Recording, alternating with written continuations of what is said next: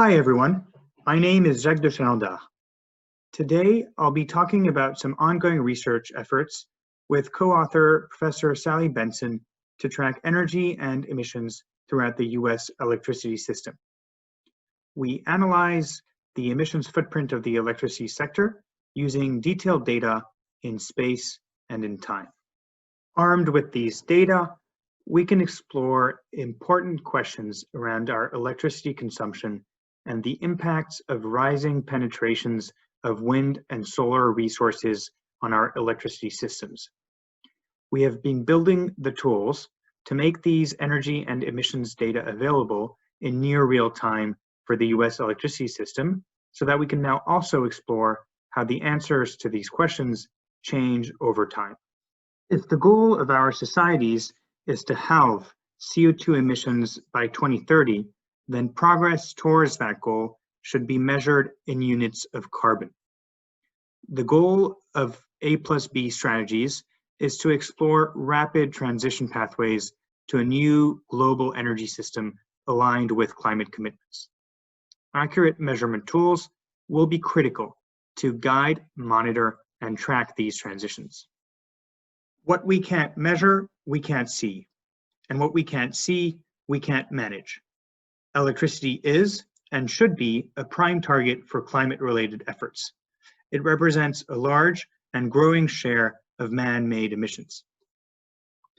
Emissions factors quantify the mass of CO2 that is released to the atmosphere per unit electrical energy. They are the hammer we need to compute emissions footprints. By this measure, coal is twice dirtier than gas, which is 10 times dirtier than the rest. Do you know how clean the electricity you consume is? There are two types of data I am going to use to answer that question. Plant-by-plant measurements of emissions released to the atmosphere and electric system operating data on electricity produced, exchanged, and consumed in the United States. This question is particularly difficult because the power grid is one big connected machine. When we turn the lights on in California, or run large compute jobs in data centers, some power plant, inside or outside of California, increases output to meet that demand. Managing electric sector pollutants is complicated because the electricity consumed that causes their release to the atmosphere doesn't have to be in the same place. Now, one question that is central to what I'm going to talk about today is that of responsibility. How do we build durable shared responsibility models between consumers and producers of electricity when it comes to emissions and their impacts? When thinking about emissions, you can either take a production-based view, where emissions are defined by the area in which they are produced, or a consumption-based view, where they are defined by the area in which electricity is consumed. To understand our emissions footprint, we need to look at how it varies in time, in space, and how it is impacted by the electricity we exchange with our neighbors. For time and space, we can throw more data at the problem, and we're doing that. For electricity exchanges, we need more data, but we also need a model to describe how emissions are embodied in electricity produced and then flow through the power grid. Here, I also want to encourage you to read paper 157 in this conference. This is related work with an application in the European energy system. I think you'll find an interesting discussion on modeling choices there. I'm going to illustrate this with real 2016 data for the US electricity grid.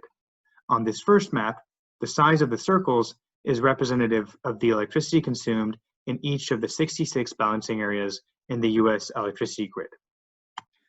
I now add exchanges between these balancing areas as arrows. It's important to realize that the grid is highly connected once again, and that we often depend on electricity produced very far away. On this third map, I added color to represent the carbon intensity of the electricity flowing through the grid in kilograms of CO2 per megawatt hour of electricity consumed.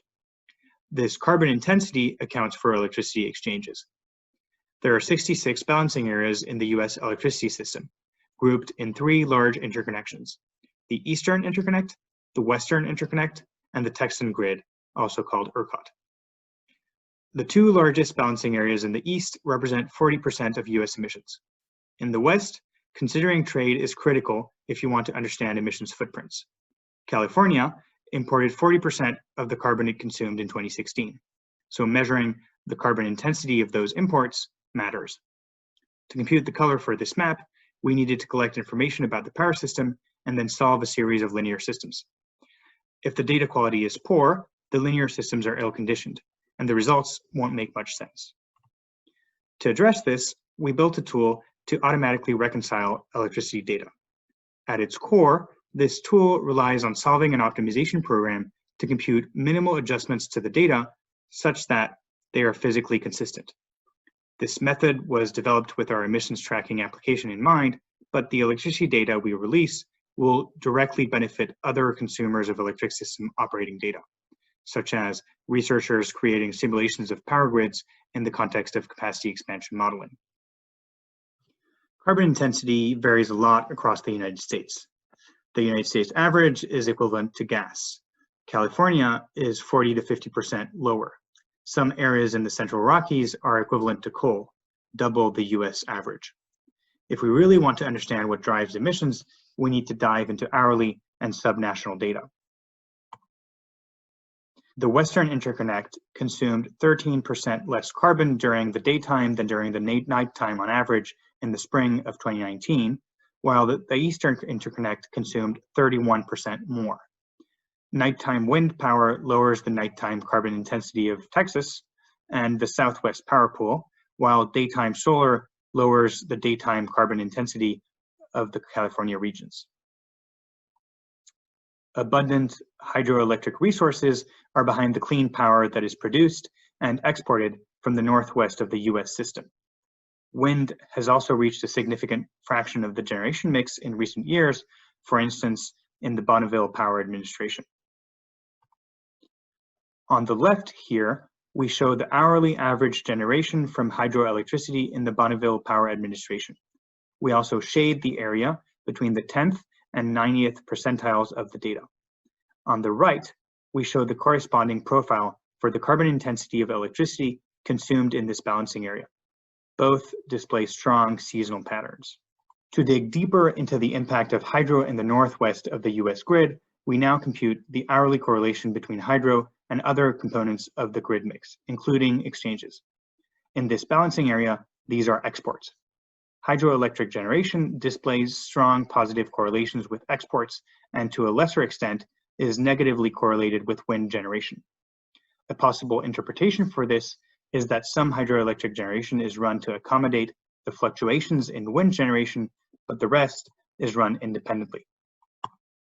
In the Midwest, the wind resource is strong, and two of the large balancing areas there, the Southwest Power Pool and the Electric Reliability Council of Texas, ERCOT, are already taking advantage of that resource. The top plots here show weekly profiles for wind generation and consumption-based carbon intensity, while the bottom plots show daily profiles for selected months of the year. Texan wind blows stronger at night than during the day and isn't so strong in the fall. Fluctuations in wind generation can be quite strong, both within a week, as shown by the extent of the shaded area, and from 1 week to the next, as shown by variations in the solid line. Once again, we can use our unique dataset to take a deeper look at the impact of wind power on the rest of the Southwest Power Pool grid mix. Wind drives fluctuations in exports that are relatively small in this region, and coal and gas generation units are scheduled to accommodate fluctuations in wind power. Finally, in the Southwest, solar power is becoming a major player. The California Independent System Operator is a prime example for what is happening there. Daily fluctuations in solar power are very strong, since there is no generation at night. The seasonal effect is also quite strong. In California, the carbon intensity of consumed electricity is lowest in the spring, when demand is lower and solar plentiful. In the California ISO, solar drives lower imports. Note that since imports are counted negative here, this corresponds to a strong positive correlation. Since the electric sector plays a large and growing role in emissions, it is important we focus on tracking electric sector emissions. As renewables penetrations increase, the consumption-based carbon intensity of the grid will start to fluctuate. Our work provides tools to monitor progress and assess how renewables impact other generating assets. Whether it is policymakers, regulators, investors, corporate buyers, energy developers, or energy consumers, many different stakeholders will benefit from the output of this work. The atmosphere is impacted by carbon emissions, so that is how we should measure progress towards climate goals. The work I talked about today provides tools to guide, monitor, and track A+B strategies for energy system transitions. The energy systems we depend on are at a crossroads. The emissions they produce cause climate change and health issues. We need to keep track of them if we want to get rid of them.